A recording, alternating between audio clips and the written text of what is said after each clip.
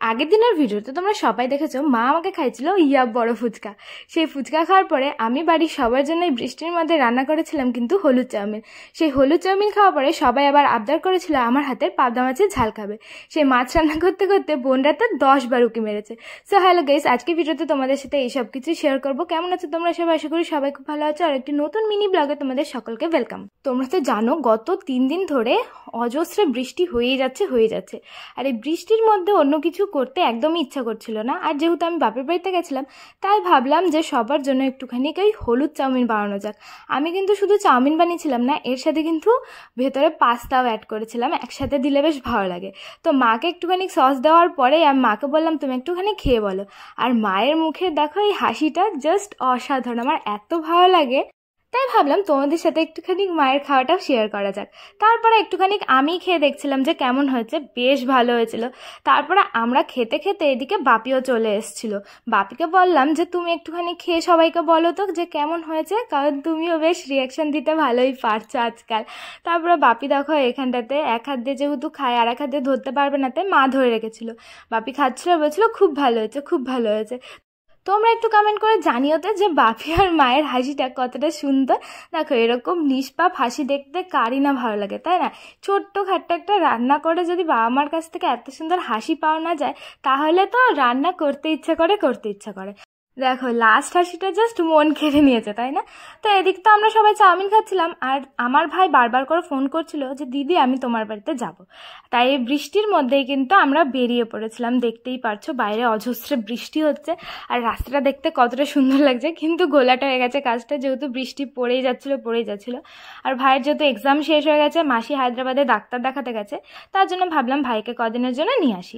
ভাইকে নিয়ে আমি আর ও তো বেরিয়ে পড়েছিলাম। আর এদিকে আমরা ভাবলাম যেহেতু এই বৃষ্টি পড়ছে আরও সন্ধ্যা হতেই লাগছে, আমরা একটুখানি চা খেয়ে নিই। তাই আমরা কিন্তু একটা চায়ের দোকান দেখে দাঁড়িয়ে পড়েছি। এদিকে আমার ভাইও বায়না করেছে ও নাকি চা খাবে, আর আমি একটা বিস্কিট নিয়ে চায়ে ডুব দিয়ে খাচ্ছিলাম, বেশ ভালো হয়েছিল। বাট আমার ভাইয়ের কাছে চিনি কম লেগেছে, বারবার বলছিল একদম চিনি হয়নি চাতে। তারপরে ওই দোকান থেকে কিছু চিপস কুরকুরে কিনে নিয়ে আসার পরে আবার দোকানে বসে কটা খেয়েওছিলাম। তারপরে সোজা চলে এসেছিলাম কিন্তু আমার বাপের বাড়ি। যেহেতু ভাই অনেকদিন পরে এসেছে তাই ভাবলাম যে আগে বাপের বাড়ি থেকে ঘুরিয়ে নিয়ে তারপরে আমার বাড়িতে নিয়ে যাব।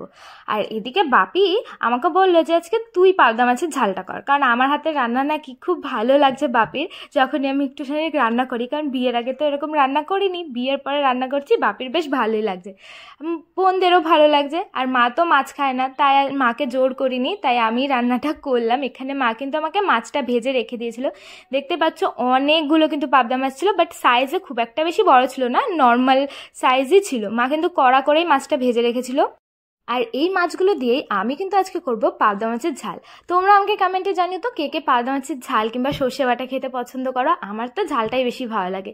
আমি ভাবলাম যে শুধু ঝোল করবো না, এর মধ্যে একটু আলু দেবো, কারণ রাতেরবেলা সবাই মিলে একসাথে খাবো তো বেশ জমিয়ে খাবো, বেশ ভালোই হবে। তাই আমি কিন্তু এর মধ্যে একটুখানি আলু কেটে ভেজে রেখে দিলাম।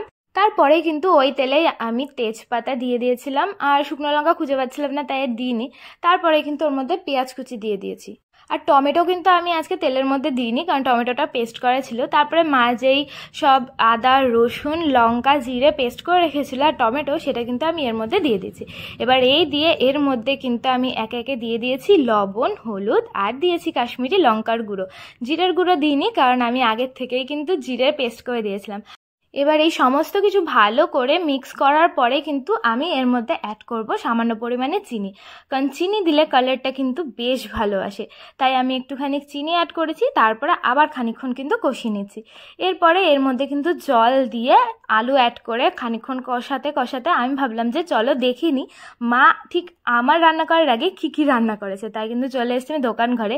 আর এখানে দেখি মা ইলিশ মাছের মাথা দিয়ে কিন্তু চাল কুমড়োর ঘন্ট করেছিল, তার সাথে কিন্তু এখানে ভাত করে রেখেছিল। এই দেখো হট করে দেখো কারেন্ট চলে গেল। আমি মাকে বলছি যা এবার কি হবে, একেতে বাইরে বৃষ্টি তারপরে কারেন্ট চলে গেল। মা দেখো হেসে এই কথাটা উড়িয়ে দিল। তাই কি করবো, আমি তাড়াতাড়ি করে রান্নাঘরে চলে এসেছি। এদিকে আমার দেখো আলুটাও কষানো হয়ে গেছে, তাই ভাবলাম এর মধ্যে জলটা দিয়ে দিই, তাড়াতাড়ি করে আগে রান্নাটা কমপ্লিট করি, কারণ বাইরের ওয়েদার প্রচণ্ড খারাপ, কখন কারেন্ট আসবে তার ঠিক নেই। আমি জলটা দিয়ে দিয়েছি। এবারে জলটা ফুটলে কিন্তু এর মধ্যে মাছটা দিয়ে দেবো। আর ততক্ষণে আমার ভাই আর বোন কিন্তু উঁকি মারতে চলে এসছে যে কতক্ষণে রান্নাটা হবে।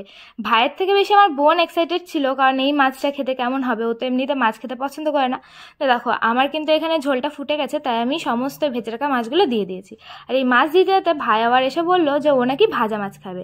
আমি তো আবার চিন্তায় পড়ে গেছি যে আদৌ কি ভাজা মাছ খাবে।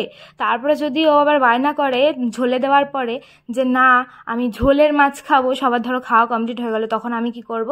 তাও আমি 2 পিস রেখে দিয়েছি, যদি না খাই পরে আমি ওই ঝোলের মধ্যে দিয়ে একবারে দিয়ে দেবো, কেউ অত টের পাবে না। আমি ভয়ে ভয়ে কিন্তু এই 2 পিস ভাজা মাছ রেখে দিয়েছি, আর বাদবাকি সব মাছগুলো কিন্তু ঝোলে দিয়ে দিয়েছিলাম। দেখো আমার কিন্তু এইদিকে তরকারিটা প্রায় কমপ্লিট হয়ে গেছে, তাই ভাবলাম নামানোর আগে একটুখানি গরম মশলা দিয়ে দিই। নামানোর আগে গরম মশলা দিলে কিন্তু সেন্টটা খুব সুন্দর আসে। তো ফাইনালি কিন্তু আমার পাবদা মাছের আলু দিয়ে ঝোল একদম রান্না কমপ্লিট। তারপরে সবাই খেতে বসে পড়েছিলাম, তখন ভাগ্যিস কারেন্টটা এসেছিলো। আর মা এখানে চাল কুমড়ো দিয়ে খাবে, কারণ মা পাবদা মাছ খায় না, মা তো কোনো মাছই খায় না। আর মায়ের প্লেটে কিন্তু আমি দিয়েছিলাম ওই ইলিশ মাছের যে মাথাটা থাকে, মা তো ওটা বেশ জমিয়ে খাচ্ছিল। মা বলছিল দেখ আমার প্লেটেই পড়েছে, যেহেতু মা মাছ খাবে না তাই মাকে কিন্তু মাথাটা দেওয়া হয়েছিল। আর মা বলছিল যে দেখা আমি শুধু চাল কুমড়ো দিয়ে খাচ্ছি। আমি এদিকে বলছি যে কি করবা, তুমি তো কোনো মাছই খেতে চাও না। আর ইলিশ মাছটা রান্না করেনি রাত্রেবেলা, কারণ হচ্ছে পরের দিন সোমবার, এত মাছ কে খাবে, এর জন্য আর করেনি মা নিজের জন্য। তাই মা শুধু চাল কুমড়ো দিয়ে খেয়েছে। আর এদিকে সবাই আমরা কিন্তু মাছ নিয়ে বসে পড়েছি। বাপিকেও কিন্তু আমি দিয়ে দিয়েছি। আর বাপি এখানে দেখাচ্ছিল যে মাছগুলো আমি চান্স দিয়ে কি করে খাবো। তাই আমি বললাম যে ঠিক আছে তুমি খেয়ে নাও, মার খাওয়া হয়ে গেলে মা সুন্দর করে তোমাকে বেছে দেবে, কিন্তু তার আগে তাড়াতাড়ি করে তুমি আমাকে খেয়ে বলো যে কেমন হয়েছে। বাপি তো খেয়ে যাচ্ছিল, তারপর বললো যে খুব ভালো হয়েছে। আর এদিকে আমার বোনরাও বসেছিল যে দিদি তাড়াতাড়ি করে আমাদেরকে দে, আমাদের খুব খিদে পেয়ে গেছে। তাই আমি কিন্তু তাড়াতাড়ি করে এখন দেখো এই ঝোলের থেকে মাছগুলো এক এক করে তুলে দিয়ে দিচ্ছিলাম। ঝোলটা আমি খুবই পাতলা রেখেছিলাম, কারণ যেহেতু সবাই মিলে খাবো আর একটাই তরকারি, না হলে সবার হতো না। মাছগুলো দেখে তো আমার পুরো লোভ লেগে যাচ্ছে, মনে হচ্ছে এখনই খেয়ে নিই, কিন্তু আগে সবাইকে দিতে হবে। দেখো আমি কিন্তু তরকারি দিয়ে বোনদেরকে দিয়ে দিয়েছি। আর এদিকে আমার বোন বলছে যে দিদি আমাকে একটুখানি দেখা, আমি একটুখানি খাই। তাই ও কিন্তু একটু মাছটা খেয়ে দেখছিল। প্রথমে তো বলছিল যে ও নাকি মাছ খাবি না, কিন্তু পরে আবার বললো যে না মাছটা নাকি ভীষণ টেস্টি, তার জন্য ও বারবার করে খেতে চাইছিল।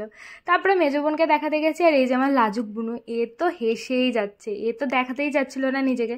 তাও আমি বললাম একটুখানি খেয়ে বল যে কেমন হয়েছে, কারণ সবার কাছ থেকে একটু শুনতে বেশ ভালোই লাগে। তারপরে বললাম একটু মাছটা খেয়ে বল। তো একটুখানি মাছ নিয়েছে, তারপরে দেখো খাওয়ার আগে হেসে দিয়েছে।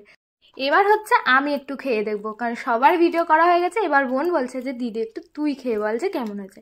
আমি ফার্স্টে ওই মা যেটা রান্না করেছিল সেটাই আমি একটুখানি কিন্তু মাখিয়ে নিয়েছি। আর একটুখানি ইলিশ মাছের কাঁটাটাও পড়েছিল, ওটা বেশ ভালো লাগে মানে মাথাটা খেতে।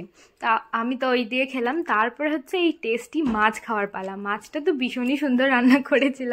মানে পাবদা মাছ খেতে তোমরা কে কে ভালোবাসো আমাকে কিন্তু অবশ্যই কমেন্টস করে জানিও। তো বন্ধুরা আজকে ভিডিওটা তোমাদের কেমন লাগলো অবশ্যই কমেন্ট করে জানিও। ভালো লাগলে লাইক শেয়ার করে দাও, আমার পেজটা ফলো করো। তো আজকের জন্য বাই, দেখা হচ্ছে next video, bye bye, love you guys.